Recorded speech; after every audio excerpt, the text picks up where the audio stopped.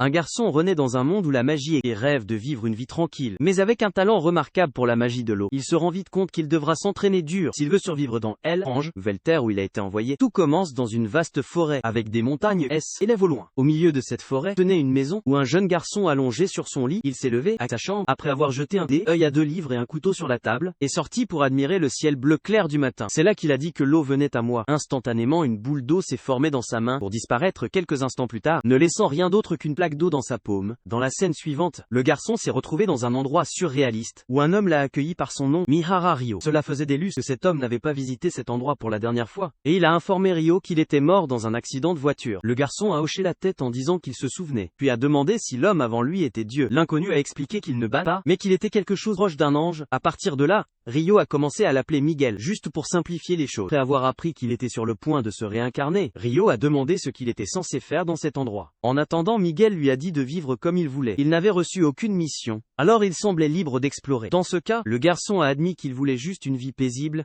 C'est à ce moment-là que Miguel a révélé que le monde Ryo se réincarnerait en s'appelait le feu, un endroit débordant de magie. Dans cet univers, environ 20% des humains pouvaient utiliser la sorcellerie. La plus forte affinité de Ryo était avec les éléments de l'eau. Parce qu'il voulait une vie tranquille, Miguel a dit que Ryo serait envoyé dans la forêt de Rondo, où il trouverait une maison prête pour lui, remplie de 2 mois de fournitures, compris une chambre froide avec de la nourriture. Plus de cela, l'ange s'assurerait que les monstres restent loin de sa nouvelle maison, installant une sorte de barrière feuilletant L, édition pour début du recueil des monstres Mihara. Ryo a remarqué qu'il n'avait jamais vu cet alphabet auparavant, tant il pouvait tout lire. L'autre livre s'appelait Flora Compendium. Dans la cour, le garçon nouvellement réincarné a évoqué un peu d'eau. Après un peu d'entraînement, il s'est rendu compte qu'il n'avait pas besoin de prononcer de commande, tant qu'il imaginait l'élément dans son esprit. C'était vraiment dommage, car il adorerait crier jet d'eau en abattant un ennemi sans méfiance. En trempant dans sa baignoire, il a évoqué plus d'eau et a remarqué qu'il ne pouvait l'invoquer température ambiante. Une autre déception, car un bain chaud aurait été parfait, tant avec un effort considérable. Ryo a essayé de faire feu dans sa cour, en frottant 2 bâtons ensemble, mais comme il l'a dit lui-même, il est important de savoir quand abandonner, si cela ne va tout simplement pas arriver. Épuisé, il était allongé dans l'herbe à regarder le soleil, à regarder le seau d'eau sur le sol. Il se demandait s'il pouvait faire de la glace. Après tout, ce serait génial d'inventer un sort et de l'appeler glace-lince dans cet esprit. Le garçon s'est concentré sur l'eau du seau, en la comprimant, tout en évacuant la chaleur, en imaginant les molécules H2O au sang, en connectant l'atome d'oxygène avec les atomes d'hydrogène des molécules voisines. Quand il l'a finalement réussi, Mihara a souri en regardant l'eau geler progressivement. Peu de temps après avoir façonné une paire de glace et l'a utilisée pour refléter la lumière du soleil sur du bois. Réussissant enfin à allumer un feu, avec cette petite victoire, Ryo a réussi à chauffer l'eau de son bain, et a qualifié sa première journée de réussite. Sachant qu'il avait beaucoup à faire demain, il s'est couché directement après son bain. Quand le matin est revenu, le nouveau résident de la forêt de Rondo a mangé de la viande, et se souvient, Miguel lui avait laissé 2 mois de nourriture. Il s'est rendu compte qu'il aurait besoin de commencer à chasser. Une fois les provisions épuisées, la forêt était à l'extérieur de la barrière, ce qui signifiait qu'elle abritait définitivement des monstres, donc Ryo aurait besoin d'une magie puissante pour se défendre. Un saint eau ne le couperait pas. Ne perdant pas de temps, il s'est dirigé vers l'arrière-cour, et a tiré une boule d'eau sur un arbre voisin. Son objectif était bon, mais il savait que cette éclaboussure ne suffirait pas à abattre un sanglier. Mihara Ryo avait toujours un as dans sa main. Si la boule ne fonctionnait pas, peut-être qu'un jet d'eau se concentrerait. Il s'est éloigné de l'arbre, et a imaginé un ruisseau plus mince, avant de lancer un jet d'eau. Mais il a à peine voyagé plus loin qu'une broche. Se sentant comme un échec, s'est agenouillé, et s'est souvenu avoir demandé à Miguel comment utiliser la magie. L'ange lui a dit que l'essence de la magie était l'imagination. Vous aviez besoin d'une image claire de ce que vous vouliez, et avec la pratique votre capacité augmenterait. En suivant ce conseil, Ryo s'est entraîné jusqu'au coucher du soleil, pour finalement développer un jet d'eau décent. Quand la nuit est tombée, il a inversé le processus. Il avait l'habitude de faire de la glace dans la baignoire, soit en chauffant l'eau pour son bain. Le lendemain, il a essayé de créer de la glace directement dans l'air, ce qui a fonctionné plus longtemps que prévu. Une fois qu'il l'a réussi, il a jeté son dévolu sur la prochaine et fabriqué une lance de glaçons. Quand il a lancé le projectile glacé, ça a à peine fait une courte distance, nulle part aussi loin que l'eau à elle, état liquide. Compte tenu de la difficulté à faire et de la courteté, Ryo a décidé que c'est inutile dans un vrai combat. Pour l'instant, il a juste besoin de continuer à s'entraîner juste puisse perfectionner la technique pour changer les choses. Ryo a évoqué des boules d'eau dans tout le ciel et les a tirées vers le haut avec force. Ensuite, il a recommencé à piquer la lance à glaçons, s'entraîner jusqu'au crépuscule et presque drainer son mana, revenir à l'intérieur quelque chose à manger. Il a réalisé qu'il aurait dû allumer le feu, alors qu'il faisait encore jour. Alors il a fini passer la nuit dans le noir. Les jours ont passé avec Ryo. Étudier fidèlement, perfectionner sa magie dans la cour. Après un certain temps, il pourrait invoquer la lance de glaçons instantanément. Une grande amélioration, même s'il n'a toujours pas voyagé très loin. Avec cette nouvelle compétence, il a fabriqué une lance avec une pointe glacée, et partait pour la forêt. Au-delà de la barrière protégeait sa maison. Peu de temps toujours, au tout début de son aventure, Ryo trouve du quartz au bord de la rivière. Comme il l'avait espéré avec cette pierre, il pourrait allumer un feu même sans le soleil. Quelque chose qui pourrait s'avérer extrêmement utile dit-il. Tout ce dont il a besoin maintenant, c'est de trouver des herbes détoxifiantes, et l'aventure d'aujourd'hui sera un succès con. Il doit quand même rester vigilant, il y a des bêtes qui se cachent à proximité, prêtes à faire de lui leur proie à tout moment. Juste au bon moment, Petit Sanglier fait irruption sur la scène, et attaque sans arrière-pensée, faire geler Rio sur place. Mais juste au moment où il est sur le point de prendre un coup, il parvient à réagir à temps, esquiver la charge brutale du sanglier. La S écrase, tête baissée dans un arbre. Avec une telle qu'il bascule, faire face à ce moment, Rio fait de son mieux pour garder son esprit sur lui. Même si la peur et l'inexpérience l'empêchent de bouger, eh bien, il a toujours la magie de son dans ce monde. Puis en pouvoir, Rio évoque un chemin de glace qui serpente sur le sol, tirant le sanglier droit vers lui. Puis il prépare 16 lances de glace, les poussant dans la baie dans une rafale de grève. Le plan fonctionne et le combat est terminé en un instant. Cette nuit de retour à la maison, Rio lit que les petits sangliers sont répertoriés. Comme certains des monstres les faibles, la pensée envoie des frissons dans sa colonne vertébrale. Se souvenant à quel point il avait des problèmes, faire face à un seul feuilletant son livre de monstres, il remarque que les 2 dernières pages sont séparées, comme un chapitre spécial non destiné aux débutants. Là il trouve le dragon suivant, à eux seuls, ils peuvent facilement détruire une ville entière. Notez si vous voyez une course, vous pourriez juste vous échapper, il y a une autre entrée, 2, démon pas et un ange déchu. Origine inconnue, prier pour ne jamais croiser le chemin d'un. Lire ces descriptions. Rio réalise que le monde est bien plus grand, et bien plus dangereux qu'il ne l'imaginait. Le lendemain, il retourne dans la forêt, et ramasse Aigre-Doux en même temps, juste comme il l'aime soudainement, un oiseau planant au-dessus de sa l'attrape presque avec ses serres. Quelques instants plus tard, il déclenche une attaque de vent. Plusieurs arbres à proximité, nettoyés en 2, Rio réalise immédiatement, les enjeux viennent d'être augmentés. Pour se protéger, il court à travers la forêt, conjurant des boucliers de glace le long de son chemin, pour bloquer les sorts de l'ennemi. En courant, il se souvient de la créature. Le faucon tueur maître de la barre oblique du vent, Rio contre en tirant des jets d'eau. Mais l'oiseau est rapide, esquivant tout le monde dans une soudaine explosion de vitesse. Il plonge vers lui comme une balle. Mais comme il se ferme, Rio invoque un dôme de glace, dans lequel le faucon écrase la tête la première. Le claquer au sol, mais le combat n'est pas fini de montrer une résilience remarquable. L'oiseau titube et reprend son envol. Bien que son œil droit soit gravement blessé et inutile, peut-être réaliser ses propres limites. L'ennemi décide finalement de tirer. Au grand soulagement de Mihara encore, les choses ne sont pas fluides. Grâce à sa poursuite sauvage avec un oiseau, Rio perd le chemin du retour. Finit bloqué dans la forêt, juste à la tombée de la nuit. Suivre une certaine direction, il tombe sur un magnifique lac, où il voit un chevalier sans tête et un cheval sans tête. Glissé sur l'eau le lendemain, Rio est de retour dans la forêt, s'en tenir à sa routine de chasse. Cette fois, il abat un gigantesque serpent menaçant. Ce soir-là, il parvient même à ramener du poisson à la maison. Le lendemain, l'aventurier améliore sa barrière de glace et explore le fond de l'océan, après avoir atteint la côte, seulement pour être chassé par une énorme pieuvre, défendre sa maison au fil du temps. Le jeune Mihara maîtrise un sort appelé Abrasive Jet, capable de tirer sur un jet d'une boule d'eau dans le ciel, assez puissant pour couper une pierre en 2. Avec plus d'effet, il découvre que s'il utilise la magie pour durcir la glace, il peut l'utiliser comme substitut au sable abrasif. Un grand bond en avant dans ses connaissances. Une nuit au lac lumineux, il se retrouve face à face avec le chevalier sans. Le compendium des monstres ne fait aucune mention d'un Dolaan. Rendre Rio suspect. Cette créature est bien au-delà du niveau débutant. Toujours, pour une raison quelconque, il se sent suffisamment confiant pour le défier. Dans l'affrontement qui suit, le Dolaan bloque facilement toutes les forçant Rio à utiliser des éclats de glace comme bouclier. Chaque fois qu'une contre-attaque se profile, après seulement 2 secondes, Rio s'effondre. Visé et réalise, il est encore loin d'être prêt à affronter cette. Il n'est pas là juste pour se battre. Quelque chose lui. Le Dolaan veut vraiment le former. Le monstre lui forme une épée à eau à partir de sa rare. Et le temps au jeune humain, avant de disparaître dans la nuit. Le lendemain, Rio rencontre à nouveau le faucon tueur, mais maintenant, l'oiseau est encore plus menaçant, enveloppé dans une étrange obscurité. Lorsqu'il est attaqué, Rio évoque 5 couches de murs de glace. Mais la magie du vent de la créature les brise facilement. Sentir à quel point les choses sont devenues désastreuses. Il continue de bouger et reconstruit les murs pour rester en sécurité. Même après avoir invoqué 10 murs de glace, Faucon déchire tout le monde. Rio essaye de contrer avec des lances de glaçons, mais le faucon les esquive tous sans effort. Avec une capacité inconnue, l'oiseau détruit les barrières de glace que Rio venait de reconstruire, le laissant complètement exposé. Comme si ça ne suffisait pas, le faucon tueur lance un sort foudre qui l'achève presque, refusé de céder. Rio passe à son épée à eau, au lieu de la magie. Pour se défendre avec cette arme, il parvient à dévier les attaques de l'oiseau, et le garder à distance pour regagner sa confiance. Patient et concentré,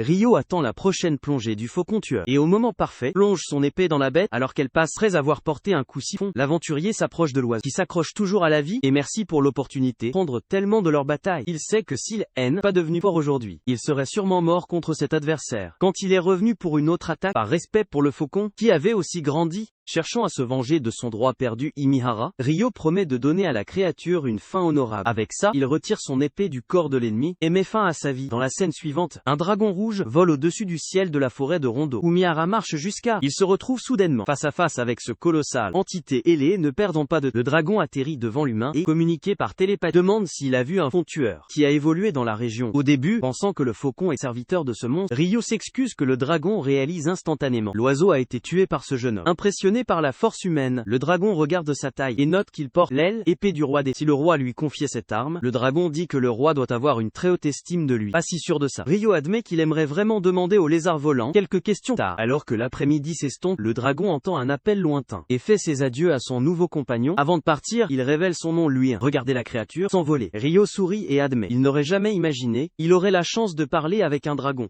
En attendant, Miguel regrette d'avoir négligé quelque chose d'important. Tenant une tablette dans ses mains, il découvre pour une raison quelconque, Rio possède un trait quelque chose qui n'est pas arrivé, puis qu'il a envoyé cette fille dans un autre monde, il y a 10 000 ans. Le nom de cette capacité, Cornelius Rio N, était pas allé à la plage depuis des lustres, mais son envie de fruits de mer a finalement eu raison de lui, comme ça qu'il a fini par errer le long du rivage, seulement pour tomber épave d'un battu et brisé sur le sable. Parmi les débris épars, il a repéré un inconscient homme, blessé. Pas loin, un autre avait survécu à la catastrophe. Peu de temps après, nous entrevoyons les souvenirs de ce survivant. En mer, son navire avait été attaqué par un monstrueux pieuvre géante et laissé en ruine. Quelques heures plus tard, le jeune homme s'est réveillé dans un lit étrange. Ses affaires, soigneusement aménagées dans la pièce où il se reposait maintenant. Qu'il a rassemblé ses affaires, il est sorti pour essayer de comprendre où il était. Quand Rio est apparu de la maison, vraiment heureux de voir étranger réveillé. Le survivant toujours à bout. Je n'avais pas du tout senti ce gars. Et il y avait quelque chose qui clochait dans la façon dont Rio s'habillait aussi. Mais depuis qu'il lui devait la vie, le jeune s'est présenté comme Abel et a remercié Rio. Rio a haussé les épaules, il ne pensait pas avoir fait grand-chose. Surtout que les autres naufragés n'avaient pas réussi. Abel cependant vient de répondre que c'était bien. Après tout, il n'est que des passeurs. Ce commentaire a piqué la curiosité de Rio. Mais avant qu'il puisse demander plus, son estomac a grondé et la conversation a été suspendue jusqu'au déjeuner. Pendant le repas, Abel a demandé si Rio avait d'autres vêtements. Rio a expliqué qu'il n'avait pas. Il n'avait pas de tissu pour en coudre de nouveau et sans ville ni marcher à proximité, quoi que ce soit hors de. Abel a deviné que vivre tout seul. Rio a dû chasser pour la viande qu'il mangeait. Ce que Rio a confirmé, Abel a supposé qu'il avait utilisé le couteau sur la table. Mais Rio a dit qu'il le gardait pour se défendre ou pour nettoyer la viande. Quand il s'agissait de causer de réels dommages, Rio s'est appuyé sur sa magie de l'eau pour prouver son point de vue. Il a prononcé, de l'eau est sortie et a rempli la cruche de rien. Abel a été impressionné. Il a fait remarquer que dans la province centrale, moins de la moitié de la population pourrait utiliser la magie comme ça. Rio venait avoir entendu parler de l'an Michael que c'est tant moins de 20%. Ce qui l'a fait se sentir un peu moins spécial, mais pas assez pour vraiment s'en soucier. Abel a mentionné qu'il voulait être ramené sur le rivage, où il avait trouvé sur le chemin. Abel a demandé si Rio n'avait pas besoin d'un bâton comme les autres mages. Rio a répondu qu'il n'en avait jamais eu, après sa précédente erreur sur les vêtements de Rio, et maintenant c'est le mystérieux survivant. Commençait à avoir l'impression qu'il faisait juste une erreur, après une erreur compensée. Il a offert à Rio sa protection, il ne voulait pas être sauvé tout le temps. Après tout, son ego ne pouvait pas le supporter. Il voulait aussi contribuer avec ses propres. Quand ils ont atteint le rivage, Rio a expliqué que les autres corps avaient été soit mangés ou emportés vers la mer. Abel était reconnaissant de ne pas avoir partagé leur sort. Rio l'a appelé Belsam, en disant qu'il avait vraiment de la chance. Mais Abel a insisté sur le fait qu'il s'appellerait juste Abel. Il n'a pas vu la nécessité d'un tel respect de quelqu'un qui lui avait sauvé la vie. De plus, il avait toujours préféré être appelé par son nom, même s'il était le plus âgé des deux. Après avoir fouillé chaque partie du navire naufragé, Abel n'a toujours pas trouvé ce qu'il cherchait. Laissé aller, sa nouvelle priorité était de retrouver ses amis. Il aimerait se rendre dans la ville de Lune, mais il semblait qu'il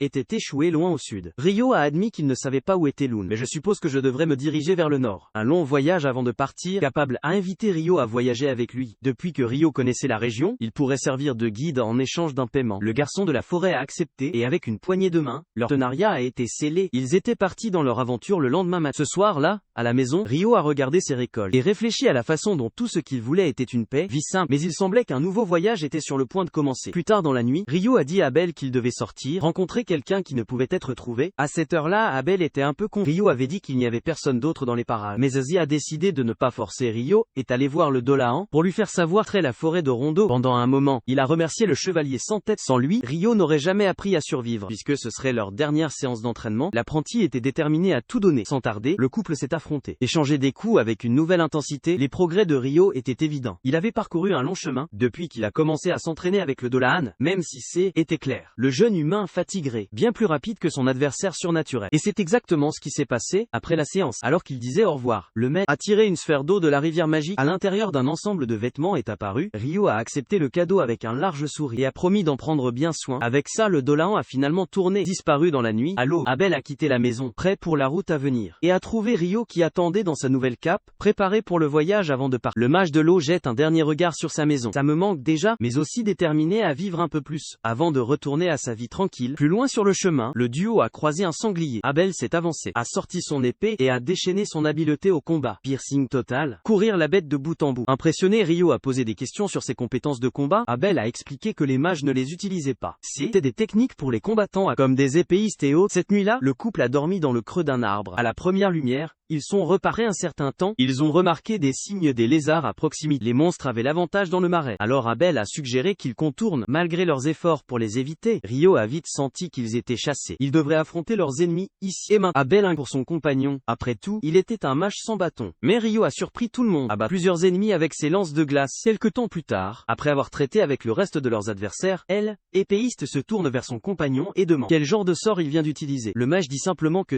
était un sort d'eau de base. Abel est toujours clairement impressionné. Après tout, le mage a invoqué 4 lances à la fois, alors que l'habituel, le résultat n'est qu'une seule conjuration par casting. Au moins, c'est ce que le mage du vent qu'il connaît lui a dit un jour. À ça, Ryo suggère que la magie de l'eau fonctionne peut-être différemment. Mais son partenaire hausse les épaules et continue de marcher. Avant qu'il ne continue cependant, Ryo convoque 2 verres remplis de glace et pour les garder tous les deux hydratés. La dernière que Ryo a fait ça, l'enfant a sortir de l'eau. Abel lui rappelle ça. Puis cette fois, Ryo n'a récité aucun chant du ne pas savoir quelle excuse donner. Le mage de l'eau en rit et dit Abel doit voir des choses. De toute façon, le magicien parvient à changer de sujet pour l'instant. Alors qu'il continue sur le chemin, Abel à un moment donné montre à son ami un florin en bronze utilisé dans le royaume de Knightley où se trouve Loon. Il explique que dans les provinces centrales, chaque nation a fait ses propres, mais ils valent tous la même chose. Knightley est l'un des 3 principaux pays dans la région centrale avec l'empire début et la fédération Endel. Honnêtement, Ryo trouve que Dewi est un nom assez ridicule. Taquine Abel à ce sujet pendant un bon moment, prétendant qu'il ne voudrait jamais dire bonjour. Je viens de DBH. Soudainement, les rochers commencent à se lasser sur leur chemin. Abel en coupe rapidement un en deux avant qu'ils ne puissent. En même temps, Ryo les protège tous les deux avec un mur de glace. Réalisez ce qui se passe. Les notes de L épéistes. Ils ont dû trébucher dans un nid de golem en pierre. Ryo a toujours pensé que ces créatures seraient humanoïdes, avec les bras et les jambes. Alors qu'Abel en a un avec pierce totale, le trou qu'il fait immédiatement, guéri par le corps rocheux. Voyant ça, Ryo réfléchit rapidement à une nouvelle stratégie. Il évoque un mur de glace avec couche, formant un gigantesque bloc de glace qui vient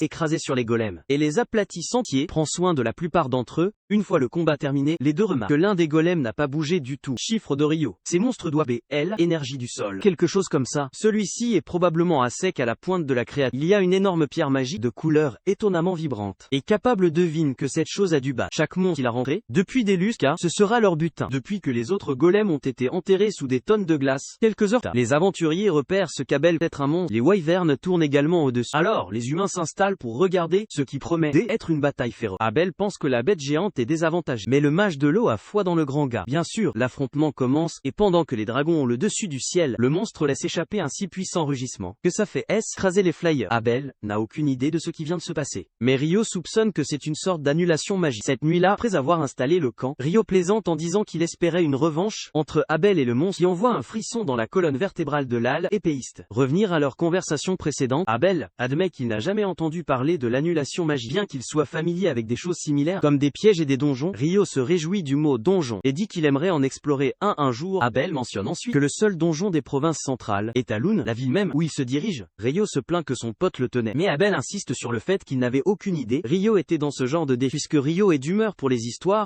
pays continue en parlant des autres races de la région, comme les nains et les elfes. Selon Abel, les nains sont des forgerons qualifiés et de grands combattants. Il y en a même quelques-uns qui vivent à Loon. Quant aux elfes, il est certain qu'il n'y en a qu'un dans la ville, puisque la plupart ne quittent jamais la. Entendre ce que dit Ryo, c'est exactement comme ça qu'il imaginait que ces courses seraient. Ça n'explique pas vraiment. Quand Abel demande d'où il a eu ses idées, le matin, Ryo dit qu'une fois qu'ils ont traversé les montagnes, ils seront près du territoire humain. Je suis fatigué que l'enfant ait toujours les réponses. Abel demande une fois de plus où il obtient toutes ces informations. Lorsqu'il est pressé, Ryo rappelle immédiatement Luan, le dragon rouge qui lui a parlé un jour. Le monstre lui avait dit que Terre est entourée par la mer, à l'est, à l'ouest et au sud, qu'une chaîne de montagnes au nord sépare cet continent du prochain. Donc, il est peu probable que des humains se croisent du nord au sud avec cette mémoire à l'esprit. Figurine Ryo. Il vaut mieux que son ami ne questionne. Alors il appelle simplement ça une connaissance hors de portée humaine. Marre des évasions de Ryo, Abel laisse tomber. Au fur et à mesure qu'ils avancent, un griffon apparaît dans le ciel et les menace. Abel gèle sur place. Alors Ryo lui jette un morceau de viande pour offrir le vol. Tête satisfaite de la collation, le griffon s'envole, et alors seulement, est-ce que les deux hommes se détendent enfin, assez pour répondre à l'appel de la nature. Le temps passe, et alors qu'ils se dirigent vers le nord à travers les montagnes, l'air devient froid. Les deux parlent toujours de cette créature ailée, admettant qu'ils dîneraient probablement, s'ils ne l'avait pas nourri. Abel insiste que les humains n'ont pas fait pour affronter des bêtes aussi redoutables. Par exemple, il souligne que personne n'a vu un monstre ou un griffon depuis des siècles. Donc quelque chose ne va pas avec cet endroit. Rio par contre pense que c'est absurde et blâme les humains qui n'essaient pas assez. Mais Abel s'en tient à sa théorie que les montagnes ont gardé les mastodontes et les griffons hors des terres humaines. En parlant de qui, Rio se demande si ces wyverns venaient du nord. Ce qui ne pourrait signifier qu'une chose. Cela dit, les deux rencontrent bientôt d'autres wyverns en cours de route. Se régaler d'un animal malchanceux. Rio demande si c'est leur signal pour se battre. Mais Abel sait mieux. Ces créatures sont bien au-delà de leur niveau. Il faut 20 aventuriers chevronnés pour abattre les wyverns. Comme ça, et même alors, tout le monde ne s'en sort pas vivant. Inquiet, Rio souligne qu'il y a probablement plus de wyverns à l'avance qu'un affrontement puisse survenir à tout moment. Pensant qu'il serait peut-être plus intelligent d'affronter les premiers de front, d'autant plus qu'ils se battent sur le terrain au lieu du ciel. Rio s'approche les monstres et lance 4 lances de glace. Épingler leurs ailes, capables de charger juste, libérer une poussée complète qui élimine les ennemis. Mais avant même qu'ils puissent reprendre leur souffle, 2 autres wyverns descendent d'en haut. Rio réagit instantanément en lançant de la magie de glace, qui envoie les bêtes volantes écrasées, donner à Abel la possibilité de terminer le travail. Après la bataille, Abel récupère un noyau magique de l'une des créatures déchues, et admet qu'il est surpris de la facilité avec laquelle ils ont gagné. Du bon côté, leur confiance monte. Maintenant qu'ils savent que la victoire est à portée de main, donc, quand un autre troupeau de wyverns apparaît au loin, Abel lui-même déclare qu'ils vont tous les abattre. S'ils essaient quelque chose, de toute façon, le voyage continue. Finalement, la paire atteint le sommet d'une des montagnes les plus septentrionales sur le continent. Au bord, ils sont accueillis par un souffle à couper le souffle sur la terre qui attend au-delà. Imprégné par le paysage, Rio et Abel partagent un sourire, pleinement conscients qu'une grande aventure est sur le point de commencer. Aller de l'avant. Maintenant qu'ils savent réellement vaincre les wyverns, Rio pense que le voyage pourrait devenir beaucoup plus amusant. À partir de maintenant, Abel, par contre, préfère de loin garder ses dragons à une distance de sécurité, mais au moins collecter toutes ces pierres magiques.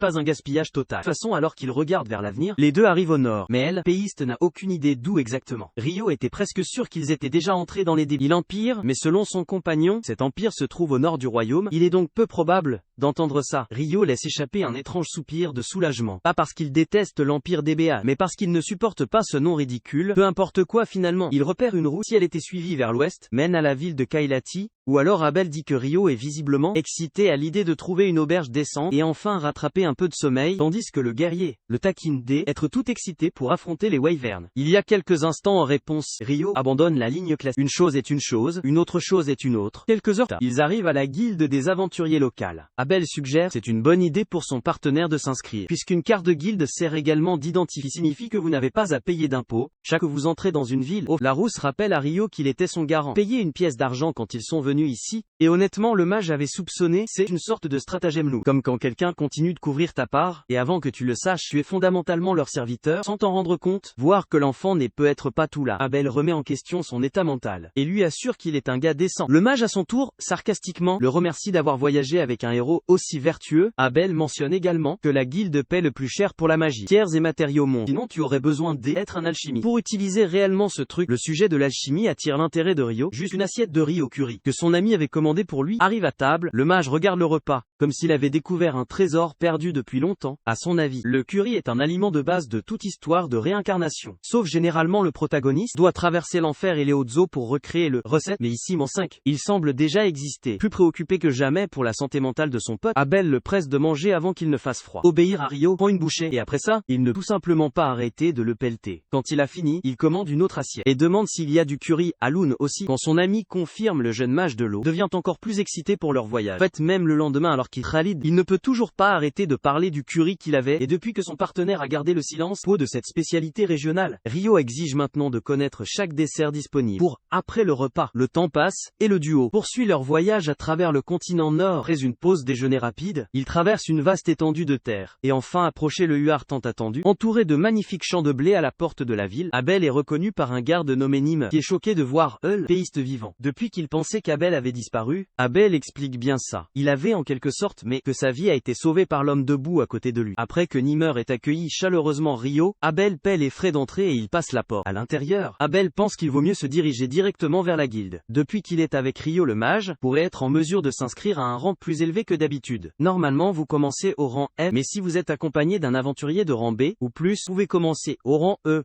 ou même B. Plus le rang est élevé, plus les quêtes sont difficiles et meilleur est le salaire. Bien que le guerrier doute, le mage aura jamais besoin de s'inquiéter pour l'argent. Rio demande si les matériaux qu'ils ont collectés sont vraiment si précieux, et son partenaire explique qu'ils sont en fait assez rares. Sur le marché, si vous vendez tout à la fois, tu pourrais écraser le prix, mais Abel est confiant. le maître de guilde saura comment le gérer. Finalement, ils atteignent la guilde des aventuriers, où Abel est instantanément reconnu et célébré par tout le monde à l'intérieur. Rio regarde la foule se rassembler autour de lui, comme s'il était une sorte de célébrité, et décide d'attendre dehors, ne pas vouloir interrompre la séance d'autographe. Alors qu'il sort, Rio est arrêté par un elfe qui s'intéresse à sa tenue. Apparemment, cela venait du roi des fées lui-même. Elle note que le roi, j'ai dû aimer Rio pour lui faire un tel cadeau, ce qui l'amène à croire qu'il est une personne intéressante. Avant qu'elle ne parte, elle dit qu'elle espère qu'ils se reverront un jour. À ce moment, Abel sort la tête et rappelle son partenaire, l'excitant devant les autres aventuriers, en disant qu'il serait mort, si ce n'est pour les actions héroïques de ce mage de l'eau, et que tout le monde devrait être ami avec le nouveau membre de la guilde. Avec ça, Abel jette Rio au milieu de la foule, et bien que le garçon soit embarrassé au début, il s'illumine rapidement. Sous toute l'attention inattendue, il est enfin temps pour la rejoindre réellement l'organisation. Abel dit à la réceptionniste qu'il aimerait faire cogner son compagnon directement au rendez. Basé sur sa propre réputation, le greffier trouve ça bizarre, puisque personne de l'aile, épée écarlate, a déjà parrainé quelqu'un auparavant, mais Abel insiste sur le fait que ce gamin est la vraie affaire. En conséquence, une démonstration formelle de force est nécessaire. Alors Abel demande s'ils peuvent en discuter et quelques autres choses directement avec le maître de guilde, escorté à la salle de réunion avec son protégé, le célèbre aventurier de Lune, et rencontré par le maître de guilde lui-même, qui fait irruption dramatiquement, clairement soulagé de voir Abel bien vivant, quand il avait presque abandonné l'espoir. Quand Abel présente Rio comme son sauveur, le maître de guilde fait un pas en avant, se faisant appeler Humagla, et remercie le jeune mage pour son aide. Rio jette une autre ligne classique. Tu sais comment c'est, J était juste au bon endroit au bon moment. Abel exprime ensuite son souhait de parrainer le classement de Rio pendant le processus d'inscription, allant même juste à réclamer que Rio est plus que lui, ce qui laisse le maître de guilde complètement abasourdi. Ensuite, il montre les pierres magiques qu'ils ont collectées en cours de route, à en juger par leur couleur et leur taille. Hugh soupçonne qu'ils sont de wyverns, et voir tant d'entre eux, il pense faudrait un réel armée pour abattre autant de dragons. Clairement impressionné et un peu inquiet, Hugh s'inquiète que ces monstres volants pourrait se diriger vers Lune, mais Abel lui assure que ce n'est pas le cas. Il les a chassés au sud des montagnes Malais. Curieux, Rio demande qu'est-ce qui se passe avec ces montagnes Malais, puisqu'aucun d'eux ne savait où ils étaient avant. Abel, il l'a compris. Au moment où ils ont trouvé la route de Kayla, Rio plaisante en disant que le nom des montagnes ne semble pas très invitant, et Hugh accepte de noter, personne n'a jamais réussi à traverser cette région. Même pas les soirées aventures les plus chevronnées. Toujours, Abel confirme que lui et Rio ont bravé ces terres brutales, et la fée vivant, qui, comme il le dit, est une preuve irréfutable de la force de Rio. À la fin, Hugh admet que cet affichage était plus que suffisant. Juste à ce moment, une fait irruption dans la salle de réunion, et tombe à genoux, submergé de soulagement d'avoir trouvé Abel en sécurité. Il s'excuse d'avoir inquiété Lynn, et en même temps salue Reihia et Warren, vieux amis du passé. Puisqu'Abel a beaucoup à discuter avec ses compagnons, le maître de guilde invite Rio à commencer le processus d'inscription. Demandez à Nina, la réceptionniste, porter les documents nécessaires à son bureau. Avant le départ de Rio, Abel lui dit qu'il veut l'emmener quelque part, donc il devrait attendre dans le hall une fois qu'il a terminé. À l'intérieur du bureau, Hugh et que les gens que Rio vient de rencontrer sont membres de L.P. Écarlate, Abel,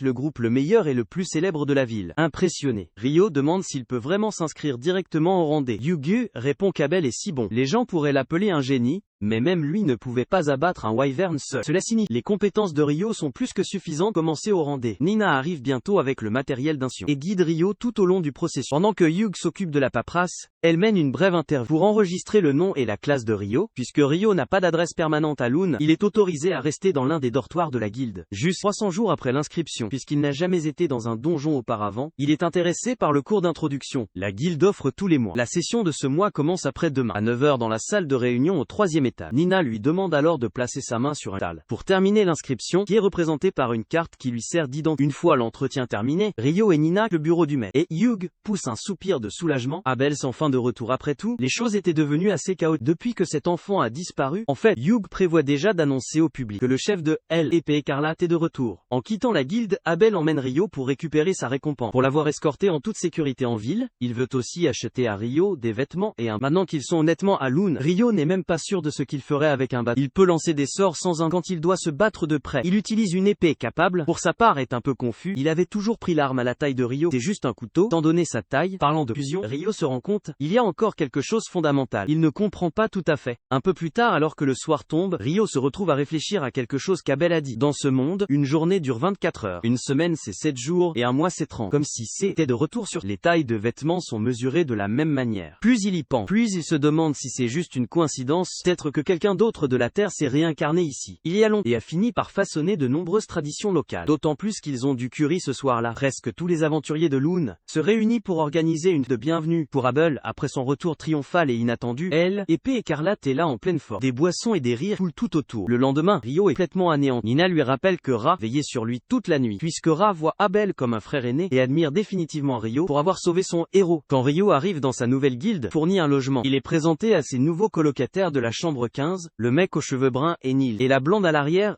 et Ito. Alors que Nina retourne à la réception, Neil fait un commentaire sur la beauté de Nina, et Ito intervient, à quel point c'est conti. Pour attirer l'attention des réceptionnistes, en gros, les Bettinia n'ont aucune chance. Mis cela de côté, il discute avec Rio, et est soulagé de découvrir qu'il est un bon gars. Aurait pu être un autre Dan de la salle, un goofball total. Soudainement, Nina revient, faire venir un autre aventurier nouvellement enregistré, qui restera avec eux, un petit enfant, et se présente comme Amon Mills. Note qu'il a à peine l'air assez vieux, et Amon confirme qu'il n'a que 16 ans. Malheureusement, il est orphelin. Sa famille est décédée. Il n'a donc pas eu d'autre choix que de devenir un aventurier à Loon. To dit que tout le monde ici a une histoire similaire d'une certaine manière, pendant que Nina leur fait savoir qu'Amon commence le donjon court demain et Rio peut suivre s'il le souhaite. Pendant ce temps, lors d'une réunion Scarlet Sword, Lynn perd complètement la tête, crier qu'il n'y a pas de glace. Le mur pourrait jamais être aussi épais, puisqu'ils sont toujours si minces. Vous pouvez les couper avec une simple coupe-vent. Malgré l'explosion, Abel insiste sur le fait que Rio a vraiment évoqué un mur, un de ces robustes et robustes, mais la fille riposte en disant que tout d'abord, une magie comme celle-là ne peut lancer que proximité de l'utilisateur, pas à distance comme le dans ce gars. Abel est clairement sûr par la colère de son partenaire, pendant que Raya lui dit de tendre et tout, c'est comme ça que le gars l'a vu. Fin de l'histoire, toujours pas convaincu. Lynn évoque ses absurdités sur le perçage des wyverns, avec des lances de glace, ce qui est tout simplement impossible, puisqu'ils ont un parvent qui dévie la magie. Cette fois, le leader convient en fait que la barrière existe, mais dit qu'il a vu de ses propres yeux. Les dragons se font embrocher. Raya remarque que la seule personne, elle a déjà entendu parler de quelque chose comme ça, était le légendaire mage infernal. Abel continue, rappelant comment ce mage a brûlé 1000 soldats impériaux en une seule explosion, transformé un wyvern en cendres avec un sort, et effacé une ville entière de la carte avec juste une incantation. Donc, en bref, si leur compagnon a raison, Eria pense que ce gars de Rio est vraiment incroyable, mais elle détesterait voir le genre de ravage qu'il pourrait causer s'il s'est jamais rangé du côté de l'Empire, et Lynn convient que ça pourrait arriver, même si Abel leur assure que ce ne sera jamais le cas. Après tout, ce gamin méprise le nom ridicule de l'Empire des BH, plus que tout au monde. Le lendemain, l'enseignant termine le cours d'introduction. Pour des 5 derniers jours, les étudiants ont appris tout sur l'exploration des donjons. Mais cet après-midi, ils sont sur le point d'entrer le premier niveau d'un véritable labyrinthe. Emon admet qu'il est assez anxieux à propos de tout ça. Et Rio lui dit de se détendre pour le moment où il se présentera au donjon déjà épuisé. Avant de partir, l'enseignant ouvre la parole toute question. Alors le mage de l'eau demande s'il est possible de sauter directement à une couche. Vous avez déjà passé. L'enseignant est impressionné par la question et explique qu'il y a des donjons avec quelque chose comme ça dans les provinces du sud. Cependant, Rio ne trouvera rien de tel dans la caverne de Lune. De plus, il n'a entendu que des rumeurs à ce sujet, donc il ne peut pas entrer dans les détails. Amon est impressionné que son ami soit même au courant de ça, et dit qu'il n'est pas étonnant que Rio soit déjà classé D1. Rio ignore juste en disant c'est quelque chose qu'il avait entendu quelque part. Sur le chemin de L, événement, l'enseignant explique, le donjon de cette lune est en fait au milieu de la ville, mais il est plus exact de dire que la ville a été construite autour de ce labyrinthe. Toutes les quelques années, la population de monstres à l'intérieur se multiplie rapidement, un phénomène qu'ils appellent le rugissement des profondeurs. Parfois, les créatures qui apparaissent pendant cette période remontaient à la surface, et c'est pourquoi il y a des murs doubles pour les garder hors de la ville. Amon a l'air inquiet de ce rugissement des profondeurs, mais le professeur rassure les ils n'ont pas besoin d'avoir peur. Ça n'arrive qu'une fois toutes les quelques années. Un peu plus loin, il signale le bureau de la guilde, à l'entrée de la caverne, où les aventuriers enregistrent leur nom, et les moments où ils entrent et sortent. Mais depuis que ces étudiants sont déjà inscrits au cours, ils n'ont pas à 5 ça. Dans l'escalier jusqu'au donjon, Rio essaye d'appeler Maman, qui est toujours visiblement tendue. Dans la première couche, le tuteur leur dit il n'y a pas de monstre fort à ce stade, que les étudiants soient libres d'explorer par eux-mêmes, tant qu'ils restent là de l'entrée. Pendant qu'ils errent dans une partie de la grotte, Rio sent une menace cachée qui se cache dans le noir. Il décide de geler l'ennemi sur place. Avec de la magie, Kamen puisse le frapper avec son épée. Bientôt, une fourmi soldat apparaît. Et Ryan connaît la façon la plus simple et de frapper la base de son cou. Alors le mage immobilise la fourmi avec 8 lances de givre. Ouvrir la voie à son partenaire, sans hésitation, Amon atterrit un coup net sur le cou du mont Rio. Puis ouvre la casse pour récupérer la pierre magique. Après tout, ce sont des aventuriers, et ils doivent apprendre à vivre de ça. Ce soir-là, les deux retournent au Guildhall, et sont célébrés par leurs colocataires, pour avoir terminé le cours, et faire leur première course de donjon. Neil prend une gorgée de sa tasse, et grogne que ce n'est pas de l'alcool, tandis qu'Ito explique qu'ils ne sont pas autorisés à boire ce dans les dortoirs. Ito est assez impressionné. Ses amis ont réussi à abattre une fourmi soldat au premier niveau. Amon donne tout le crédit à la magie de glace de Rio, mais Rio insiste sur le fait que c'était un travail d'. Ito demande ce prévoit pour demain, et Amon dit qu'il aimerait retourner au donjon, mais il n'est pas encore si confiant. Entendre que Rio l'invite à suivre, jusqu'à la 3e, ce qui fait la journée d'Amon. À part ça, Rio admet. Il était un peu dérangé par par une fourmi soldat. Tout premier étage, puisque ce n'est pas censé arriver, selon ce qu'ils ont appris. En classe Mills commentaire qu'il ne devrait y avoir de chauve-souris qu'au premier stade. Quand Abel apparaît soudainement pour expliquer que les fourmis creusaient des tunnels croisent entre les couches du labyrinthe. Le groupe est stupéfait de voir le chef de la Scarlet, épée en personne, pendant que Neil saute starstruck et demande à serrer la main de son héros. Avec humilité zonjon, Abel salue le jeune accusing et moi et lui dit de garder son excitation drôle. L'arme la plus importante d'un vrai aventurier est la survie. Rio demande ce qui amène le Guild Hall si tard. Et capable, bon que la mission d'aujourd'hui plus de temps que prévu. Donc son équipe vient juste de rentrer. Parlant du reste de son groupe, il trouve enfin leur chef et rappelez-lui qu'il doit faire rapport au maître de guilde pour qu'Abel puisse arrêter de s'enfuir. Il essaye d'expliquer qu'il donnait juste des conseils aux recrues, mais Lynn ordonne à Warren de le porter sur son dos pour qu'il ne disparaisse plus. Après cela, Lynn s'approche de Rio et lui donne un long regard mystérieux, mais part sans dire un mot. Avec les membres de Scarlet Sword Party, Amen commente que c'était toute une scène. Alors Rio semble concentré sur la beauté époustouflante de Riha. Neil pour sa part, je n'arrête pas de penser à rencontrer son idole. Et Rio ne comprend tout simplement pas ce qu'est le problème. Sur le chemin du maître de guilde, Ria dit à Lynn que c'est impoli de regarder les gens comme ça. Mais Lynn dit que, si Rio est vraiment ce mage incroyable, tout le monde parle de, il est naturel, d'être curieux. Ria admet qu'elle est curieuse aussi, mais capable d'idée, être passive. Ils verront de quoi il s'agit bien. À l'aube, Amen sort de sa chambre, prêt à se précipiter vers le donjon. Mais Rio lui dit de ne pas être si pressé. Plus tard, ils arrivent au bureau de la guilde dans le donjon. Pour vous inscrire dans la couche 3, les deux abattent quelques monstres en cours de route. Travaillez mieux en équipe pendant un combat plus difficile. Alors que Rio enlevait les chiens à distance, avec ses lances de glace, Amon a pris les lignes de front avec son épée, et a réussi à tenir bon contre les adversaires. Après le combat,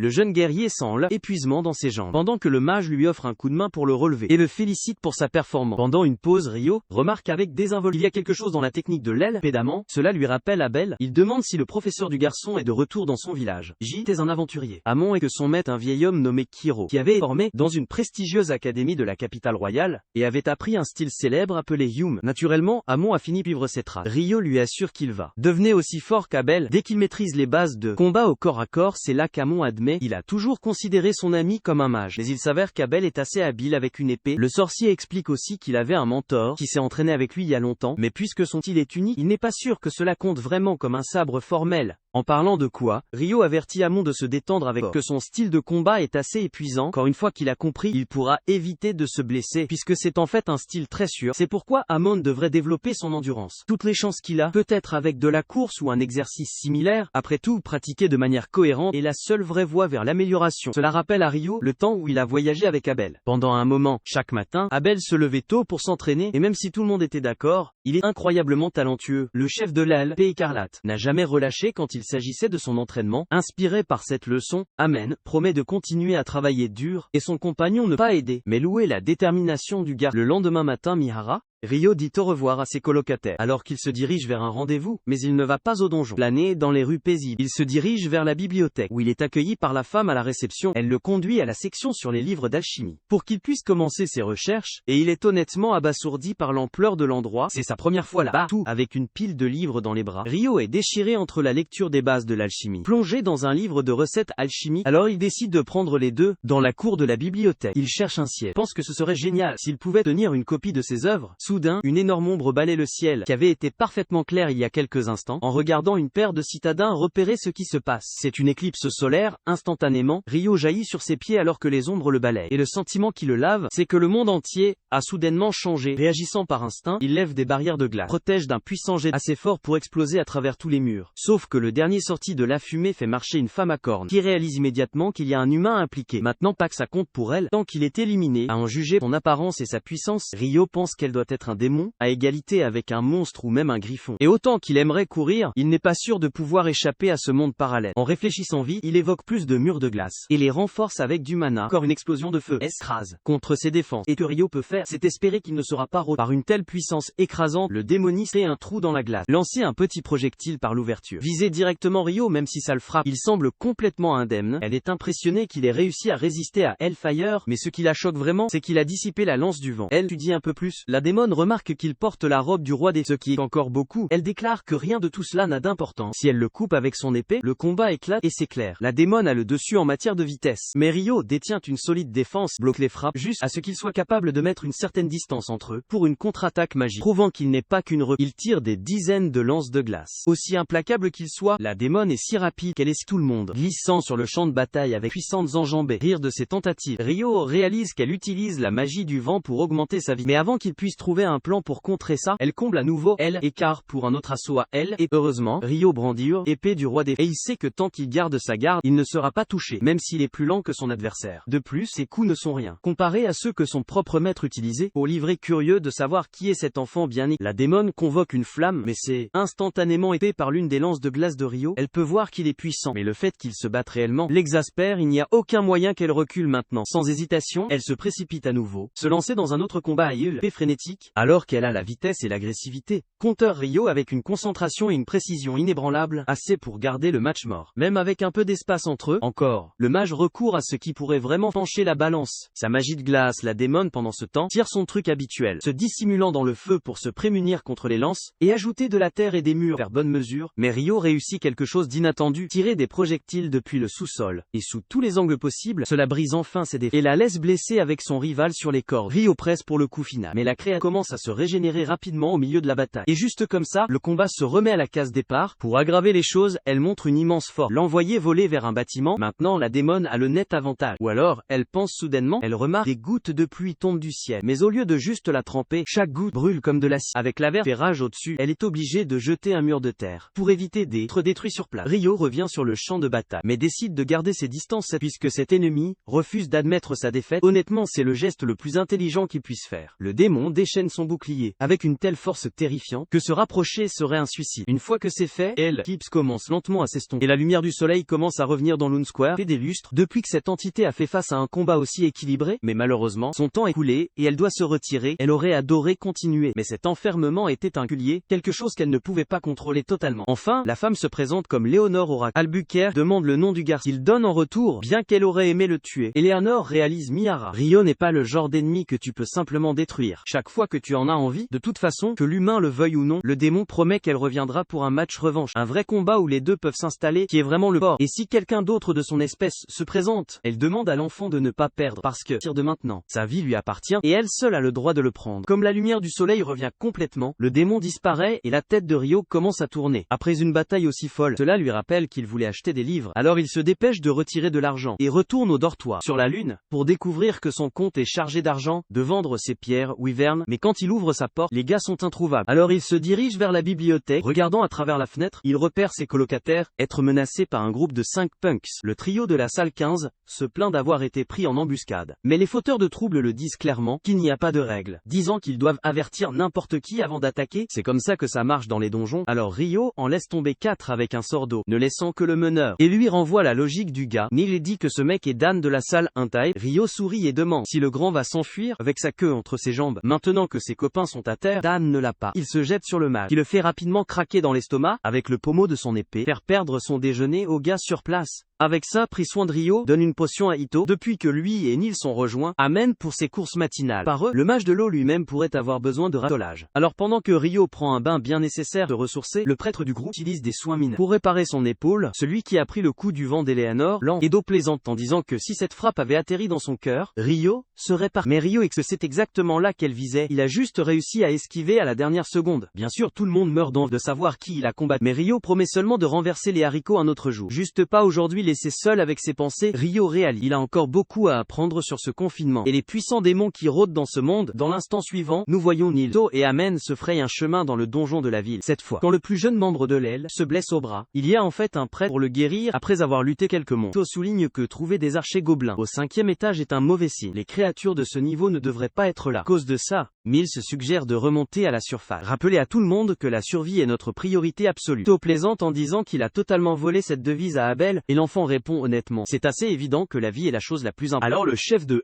épée écarlate, je n'avais pas vraiment besoin de le dire à voix haute, alors qu'il se prépare à partir. Amon déplore que Ryo ne fasse pas partie du groupe aujourd'hui. Les autres lui rappellent qu'il est préférable de former une équipe avec des membres à un niveau similaire. Eh bien, le mage de l'eau est loin de leur lit. Pendant ce quelque part dans l'ombre de la caverne, un monstre imposant achève un homme avec des mouvements brutaux de sa hache. De retour à la surface, juste à l'extérieur des murs de la ville de Lune, Ryo regarde les champs de blé doré. Se parler de la magie de Léonore hier était à un tout autre niveau, toujours en termes de vitesse de coulée, il pense qu'ils sont à peu près liés. De toute façon, la règle est simple. Ryo doit renforcer ses faiblesses autant que ses forces, donc tout devient un point fort. À part ça, il analyse la vitesse de déplacement de la Demon Girl, et avoue à lui-même, il était jaloux de sa capacité à combler écart. Instantanément, probablement une sorte de magie du vent, mais l'envie seule ne le mènera nulle part. Alors Ryo commence le brainstorming, pour produire explosion d'accélération, en utilisant les outils à sa disposition. La première idée qui lui vient à l'esprit est le jet d'eau. Il l'a déjà utilisé pour se lancer hors de l'eau, mais sur un terrain solide, il aura besoin d'un coup supplémentaire. Dans cet esprit, le mage évoque un chemin de glace pour agir comme une rampe de lancement. Imaginant le jet d'eau jaillissant de son dos pour le faire avancer, l'idée fonctionne réellement, au moins assez bien pour lui donner un coup de pouce, mais le jet d'eau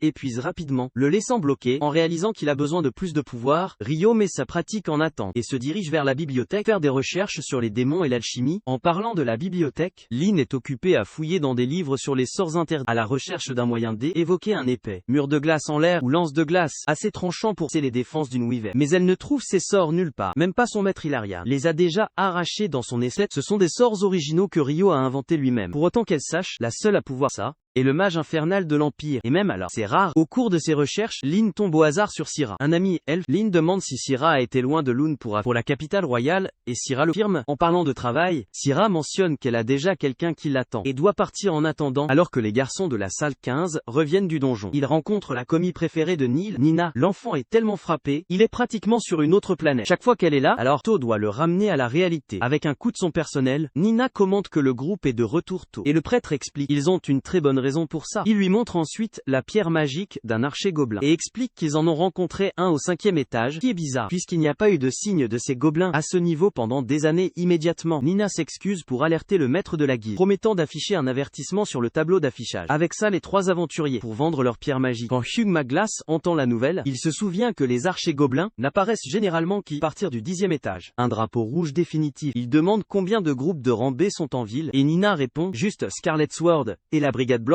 La Brigade Blanche dirigée par Malate. Je viens de rentrer il y a 2 jours d'une expédition. Avec ça, le maître de guilde ordonne aux 2 équipes D être convoquées plus tard. Quand il découvre qui d'autre a été appelé, Abel grogne déjà. Il ne s'est jamais vraiment entendu avec la Brigade Blanche. Raya trouve ça drôle, depuis qu'il connaît ces gars depuis l'enfance, pendant que Lynn roule des yeux et lui dit il se plaint trop, qu'il devrait ressembler davantage à Warren, qui ne dit jamais un mot d'une façon ou d'une autre. Il n'y a pas de responsabilité échappatoire. C'est pourquoi Scarlet Sword se dirige ensemble vers le bureau de Hugh Maglas. En attendant, Phelps donne à tout le monde un salut rapide. Et Abel se sent mal à l'aise. Devant le chef de la Brigade Blanche, Hugh commence la réunion en remerciant tout le monde d'être venu. Et va droit au but. Le rapport sur les archers gobelins, au 5e étage du donjon des UA, est absolument vrai. Son plan est que les 2 équipes entrent dans le donjon, ensemble à l'aube, vérifier les signes du rugissement profond. C'est une explosion soudaine. Population de monstres. Ça fait 10 ans depuis le dernier. Donc ça peut arriver à tout moment, surtout maintenant que gobelins ont été repérés. Au 5e étage, chaque équipe recevra 100 pièces d'or à l'avant. Travail et 200 autres une fois terminé. Si le rugissement profond est confirmé, tous les aventuriers doivent revenir immédiatement à la surface. Dans ce cas, le maître de la guilde fermera le donjon, sceller l'entrée et demander aux aventuriers de mettre en place des défenses, aux côtés des chevaliers derrière les doubles murs. Une fois que tous les détails sont, Abel accepte la mission au nom de son équipe et Phelps fait de même pour la Brigade Blanche. Le lendemain matin, Ryo surprend ses colocataires en sitôt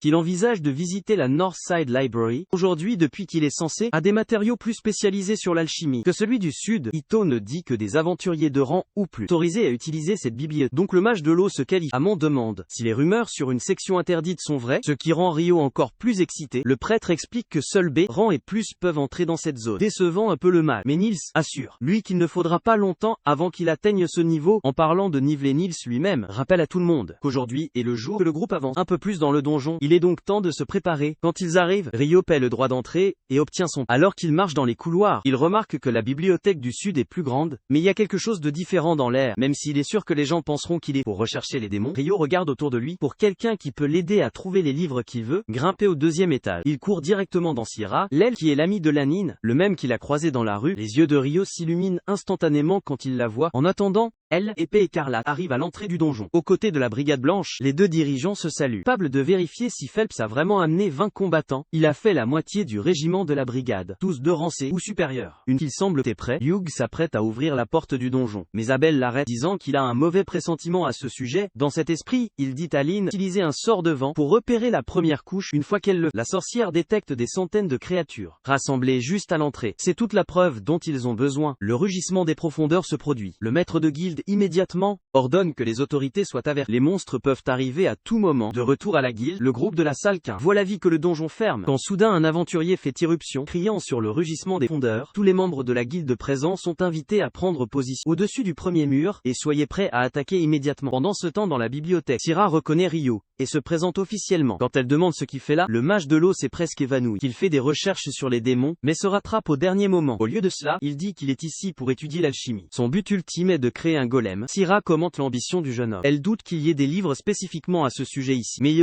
cela pourrait le diriger dans la bonne direction. Puisqu'elle sait à tout sur l'endroit, l'elfe propose de l'aider sur le chemin. Ils parlent de leur amour pour les livres. Ryo dit qu'il lisait tout le temps, mais ça fait un moment, donc être ici est un peu nostalgique. Syrah le taquine en disant, il donne l'impression qu'il a été loin des livres. Depuis des décennies, Ryo évoque doucement le fait qu'elle est une elfe, allusion que son sens du temps est probablement très différent, puisque les elfes vivent tellement plus longtemps que les humains. Syrah confirme qu'elle n'est pas qu'une elfe, mais aussi le seul membre d'une de rang B, appelé Wind. Ryo dit, un ami lui a dit qu'il n'y avait qu'un elfe en ville, et Sarah convient que les elfes sont rares dans les établissements humains. Elle admet que ça la fait se sentir un peu déplacée parmi les siens, mais au moins être ici l'a amené à rencontrer Ryo. Et c'est quelque chose de bien. Loin de cette étincelle de romance, l'entrée du donjon Loon est dans le chaos, le plus fou depuis des années, avec le rugissement des profondeurs en cours, les portes d'accès sont verrouillées. Alors tous les aventuriers disponibles se préparent pour une invasion de monstres. En un rien de temps, des centaines de pas pressés entendus martèlent derrière la porte, et Maglas annonce, les voici comme un bélier. Une horde de gobelins fracasse la porte renforcée qui les avait enfermés. Première réponse des humains est une volée de flèches et de sorts. Essayez d'éliminer autant d'ennemis que possible. À distance, en dépit d'être désavantagés, les gobelins tirent des flèches sur le mur. Réussir à atteindre quelques cibles blessées, qui sont rapidement pris en charge par les guérisseurs et les prêtres. En même temps, l'ordre des chevaliers du Marquis de Lune prend position pour ajouter plus de puissance de feu avec leurs archers. Yo est fier. Réalisant sa conversation avec le commandant Nevi la veille à payer, toujours, le grand nombre de gobelins qui sortent du donjon, sûr que le chef de guilde transpire des balles. Ses dents serrées, des dizaines de flèches tombent, des dizaines de monstres, mais plus il tue, plus semble apparaître pendant que Phelps dirige et leur rappelle de rester hydratés pour le long combat à venir. Abel dit à Lynn de sauver son mana pour des moments plus décisifs, sauf si bien sûr, elle a un sort dans sa manche, peut effacer tous ces gobelins à la fois si elle le fait. C'est le moment où Lynn grogne, c'est un peu même pour elle, tandis que Raya avertit qu'il manque de flèches, il n'en reste plus que 2. Juste à ce moment-là, les aventuriers sont arrivés. Portant des barils de flèches, ils ont réussi à s'emparer des magasins d'armes de la ville. Transférer l'un des barils, Nils le remet directement à Abel. Il transmet également un message du maître de guilde. Selon Maglas, il y a probablement quelque chose de plus grand attendant derrière la horde. Alors, elle, épée écarlate, devrait passer à cette menace. Quelques heures tard, l'aube approchant, et la plupart des gobelins sortis de loin, Hugh donne l'ordre pour le Scarlet Sword et White Brigade sauter du mur et passer à l'offensive. Lynn amortit la chute avec un sort de vent, laisser tout le monde sauter en toute sécurité et charger les gobelins restants. Malgré une supposée rivalité, Abel et Phelps travaillent étonnamment bien ensemble. En tant que leader, une fois que les petits monstres ont terminé, les deux leaders au front avertirent que 3 généraux gobelins arrivent, qui veut dire qu'il y a toujours un roi derrière eux. Abel annonce que lui et Phelps en prendront chacun un faux, tandis que Rhea et Shena s'occupent du 3e. Le plan est simple, sortez les généraux avant que le roi ne se présente. Alors que la bataille commence, Abel s'avance pour affronter son adversaire, esquivant une lourde balançoire d'une longue épée. En même temps, Phelps enfonce sa lance dans l'épaule de son adversaire, pendant que Ricky évoque un javelot de lumière pour affronter l'ennemi officier. Abel parvient à trancher les 2 mains de sa cible, tout sauf sceller leur victoire. Jusqu'à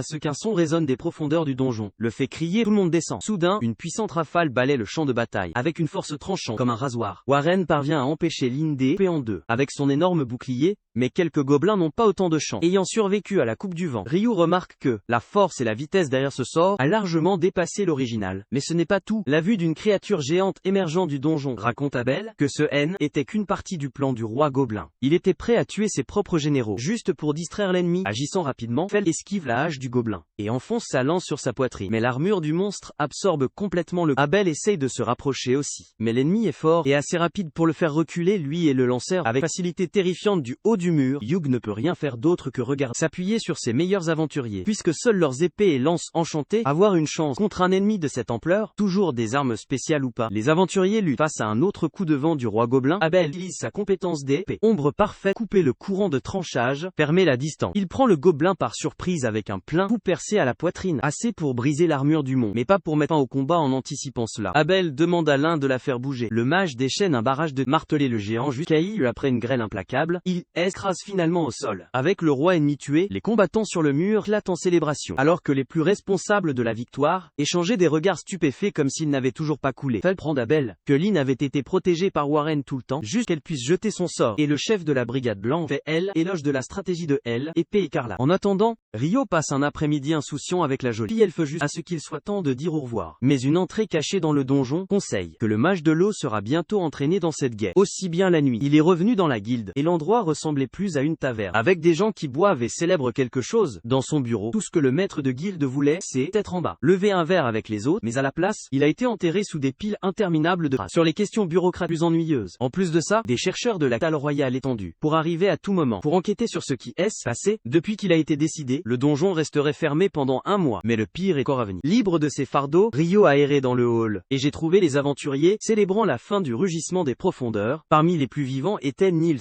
racontant avec animation comment Abel avait enfoncé son épée profondément dans le roi gobelin. A fait signe à Lynn de lancer un sort. Selon Ito, ce sort est pluie de balles, l'un des plus puissants de l'aile, élément vent. Finalement, Amon a demandé comment Abel était le seul à avoir réussi à réussir ça. Et en parlant de lui, le chef de l'aile, épée écarlate lui-même, arrivé pour révéler qu'il avait utilisé sa compétence d'ombre, ce qui lui a permis d'esquiver toute attaque à distance, y compris la magie. Nils, pratiquement perdu son sang-froid à la vue de son idole, louant à quel point il avait été incroyable aujourd'hui, tandis que le héros a également pris un moment de féliciter son camarade. Formant ce combat, peu de temps après, Lynn et Raya se sont approchés du chef. Et le mage blond a fait remarquer que Rio doit être sa personne préférée. D'une manière ou d'une autre, Rio a détecté un soupçon d'hostilité dans son ton. L'autre sorcière a demandé s'il pouvait vraiment jeter un mur de glace dans les airs, et il a confirmé qu'il pouvait, tant qu'il ne faisait plus de 40 mètres.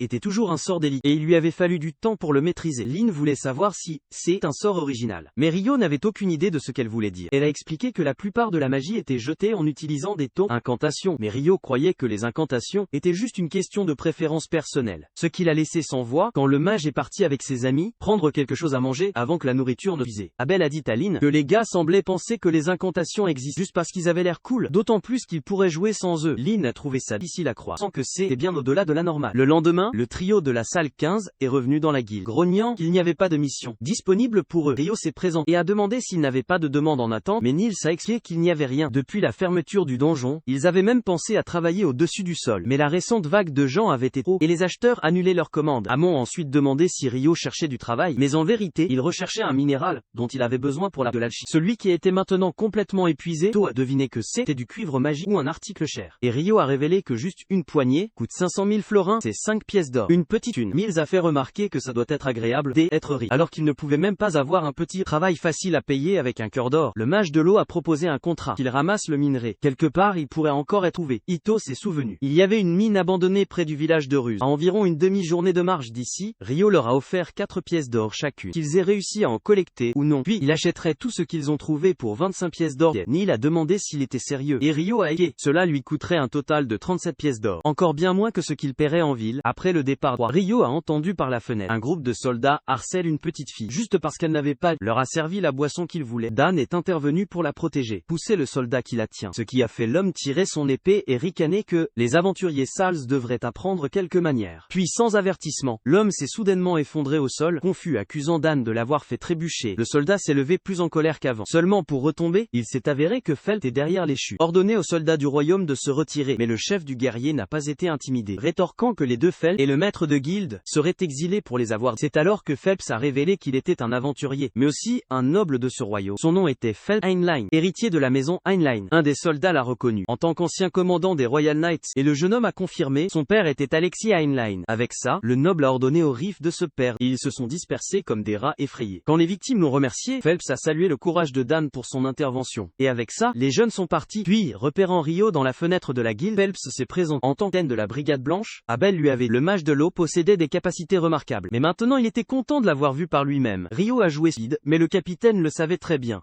Était le mage qui avait fait glisser le tas avec de la glace. En fait, selon Phelps, Abel avait dit vaincre le rugissement des profondeurs aurait été beaucoup plus difficile sans l'aide de ce jeune talent. Juste à ce moment-là, Shena s'est approché du chef et l'a invité à part, alors qu'il éloigné. Rio a deviné que les deux devaient être forts. Cependant, il ne pouvait pas comprendre pourquoi le fils d'un marquis choisirait d'être un aventurier. Quand la nuit est venue, le jeune homme s'est arrêté à la guilde pour quelque chose à manger, avant de se coucher, Abel s'est assis à sa table et a commandé le spécial du jour. Puisqu'il était rare de le voir seul à cette heure, Rio a deviné qu'il se dirigeait vers le pied des plaisirs, après avoir rempli son estomac, mais Abel a rapidement serré une main sur sa bouche, avant que Kong puisse entendre. À en juger par sa réaction, le mage a pensé. Européiste ne voulait pas aborder le sujet, mais dans sa tête, il était convaincu qu'Abel avait quelque chose avec Lynn. Abel, distrait, a laissé échapper que celui qui s'intéresse à cette était en fait Warren. Il a immédiatement regretté d'avoir renversé les Harry. Spen a dit à son compagnon d'oublier ce qu'il avait entendu. Sur cette note, Rio a fait remarquer la différence de hauteur entre les deux pourrait causer des problèmes dans certaines situations, mais ce qui comptait vraiment sera l'amour. Maintenant que Lynn était à Warren, il a suggéré à Abel de s'en prendre à Ria à la place. C'est là que elle, épéiste, a perdu patience et a finalement révélé qu'il était venu demander de l'aide. Peu de temps après, ils se sont dirigés vers le quai des plaisirs. Abel a expliqué que l'un des enquêteurs envoyés à Loon était une vieille connaissance de son son, et cet homme avait amené des chevaliers royaux comme garde, mais il semblait qu'il y avait quelques pommes pourries dans ce bouquet. Bref, certains gardes S à nouveau et la mission d'Abel est de les trouver avant qu'ils ne causent des ennuis. Entendre l'histoire. Rio a repéré des aventuriers dans la rue. Il ne se souvenait pas avoir vu à la soirée de bienvenue d'Abel. Bien sûr, Loon recevait souvent des aventuriers en visite. Mais avec le donjon fermé, c'était suspect. Les deux ont décidé de retrouver les hommes. Pour approfondir la situation, jusqu'à ce qu'ils soient pris au dépourvu par une embuscade dans une ruelle sombre. Bloquant le premier coup d'épée avec stage-épaule, Rio a évoqué des plaques de glace. Assommé les assaillants sur le terrain, Abel a trouvé une sorte d'outil alchimique. Et je l'ai caché comme preuve. Cependant, le mage de l'eau mourait d'envie de mettre la main sur la chose. Le capitaine de l'aile, épée écarlate, fouillait les affaires de l'agresseur et ont découvert qu'ils étaient des aventuriers de Rancé, de Jack Clair, la capitale de. Manipulez-vous avec cela confirmé. Il a décidé de les remettre à la garde de la ville. Que l'enquête puisse aller plus loin. Pas loin de là, Phelps marchait seul près de l'aqueduc de la ville. Au milieu de la nuit, les soldats qu'il avait humiliés tôt dans la journée est venu après lui prêt à régler le compte. Mais juste au moment où ils étaient sur le point de tirer leurs épées, tous ont été frappés au cou par des fléchettes magiques. Chanté une incantation, China est apparue derrière les guerriers et a déclenché l'enfer des sorts, effacé les ennemis sans laisser de traces. Sans regarder en arrière, Phelps a loué le travail de son tonnerre. Quand le matin est venu, Rio s'est dirigé vers la guilde et a entendu des nouvelles très importantes. À l'intérieur, Hugh McClass était furieux contre un groupe d'hommes. Selon lui, ils avaient réorganisé les approvisionnements alimentaires de la guilde. Le moment où ils sont arrivés, a rouvert le donjon le jour même pour une enquête et exigeait même des aventuriers pour la. Clive Staples, l'un des hommes à la réunion, a écrit que Sa Majesté royale avait nommé le comte Harold Laurent, ministre de l'Intérieur, pour diriger cette expédition de recherche et avait donné à Clive autorité sur elle. Et, même ainsi, Hugh a contesté le décret, insisté sur le fait que certaines choses ne pouvaient tout simplement pas être faites, fatigué des querelles. Un autre s'est excusé auprès du maître de guilde, à propos de la nourriture et a promis d'organiser les fournitures à venir des villes voisines. À partir de maintenant, Clive est intervenu, dire que cela pourrait résoudre le problème de la provision. Mais a été clair, il ne reculerait pas sur la réouverture du donjon. Avec ce Maglas a cédé à contre-cœur, mais avec une condition: si quelque chose arrivait, la ville de Lune et ses aventuriers ne auraient aucune responsabilité. Clive était irrité par l'audace du maître de guilde, mais son compagnon a admis qu'il n'y avait pas d'autre moyen. En plus de l'homme figuré, que l'embauche d'aventuriers à des tarifs supérieurs à la norme ne serait pas un problème, auquel Maglas a répondu que cela dépendait des aventuriers eux-mêmes, mais il s'assurerait qu'ils savaient. Il n'y avait aucune trace de l'état du donjon. Après un rugissement des profondeurs pendant ce temps, Rio est arrivé au manoir où le groupe d'Abel a séjourné, l'intention de prendre une bouchée à la cafétéria. Une petite fille est sortie en courant de panique, dire à la femme de chambre. Elle devait se rendre immédiatement à la guilde des aventuriers. Pour livrer une lettre très intense, Rio a décidé de reporter son repas pour aider le pauvre. Une fois à la guilde, la fille a remis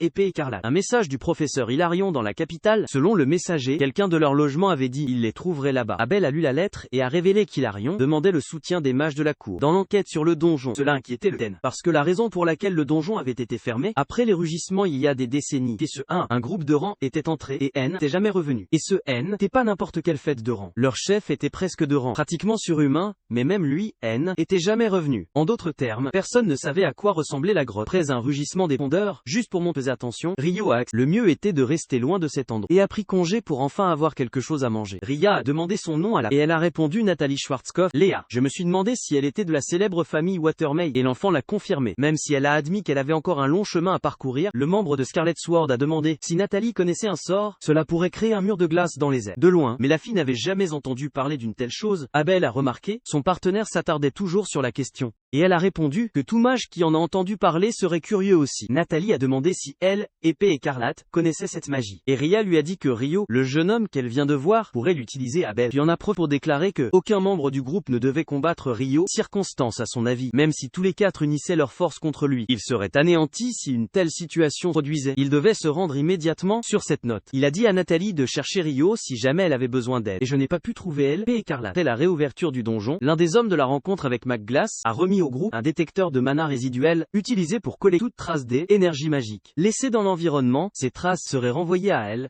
Équipe d'analyse. Dans l'attente, Abel remarque qu'un de ses amis est fasciné par ce genre d'objet alchimique, ce qui fait que l'homme lève un sourcil, surpris que le capitaine de l'âle, épée écarlate, a en fait des amis. En tout cas, Abel rappelle à ses compagnons pour aujourd'hui, ils n'iront que jusqu'à la troisième. À la tombée de la nuit, le trio de la salle 15 revient de la collecte avec 2 morceaux de minerai à la main. Dans l'ensemble, tous les 3 ont dépensé 900 000 florins pour mission puisée par l'expédition. Ito est toujours décontenancé par la soudaine réouverture du donjon. De toute façon, puisque seulement classés D, les aventuriers et plus sont axés. Leur trio est hors. En parlant de ce que Rio leur rappelle, il y a une réunion demain. Tous les 4 devront être présents. 3 jours plus tard, elle, épée écarlate, était déjà descendue à la 7e couche, mais il n'y avait rien de remarquable à signaler. De l'enquête, pas même un monstre en cours de route. Quant à l'expédition, type capable, note que les gens de la Central Royal University semblaient être un peu pressés. Selon Ria, ancienne prêtresse Temple Royal Central, ils ont une théorie selon laquelle les monts, connus comme le rugissement des profondeurs, proviennent quelque part en dessous de la 38e couche. Lors de la réunion de guilde, Rio avait mentionné. Maglas réitère que les aventuriers de rang E et G ne participera pas à l'enquête. Comme alternative, ils se verront attribuer plus de demandes vives, rassembler des vivres et fournir des escortes. La brigade blanche est déjà impliquée, mais la guilde a encore besoin de plus de mains. Quand le maître de guilde ouvre la parole aux questions, Rio s'interroge sur l'opacité des pierres magiques trouvées dans le rugissement des monstres des profondeurs. Hugh explique qu'ils étaient assez pâles, même se prit au roi des gobelins et ses généraux de retour dans le donjon.